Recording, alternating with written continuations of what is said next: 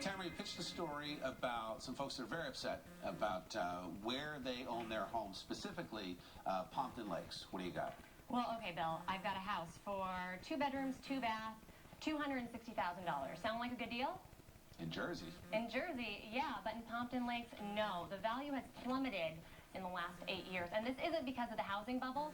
This is because they're in what's called the DuPont plume area, which is a toxic area designated by the EPA. It's contaminated by PCEs and TCEs, which are cancer-causing agents. I chased this to Pompton Lakes to meet up with a group of residents who are very upset about this.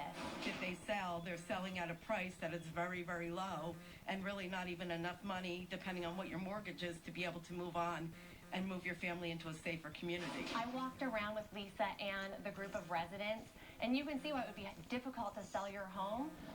Here they are, DuPont. DuPont is in their third process for remediating the land. As I walked with them, she told me that DuPont polluted the land for over 100 years. In 2001, they were supposed to release documents saying that the land was contaminated, but they didn't let residents know about this vapor intrusion until 2008, and that's when the home prices really became stagnant. So I've been trying to sell my home since my wife passed away. She passed away from cancer. That's when we pretty much decided to get out of here, but we can't. It's impossible to sell our home. It's impossible. It pumps all the contamination, the vapors from underneath, goes this way and out to the roof.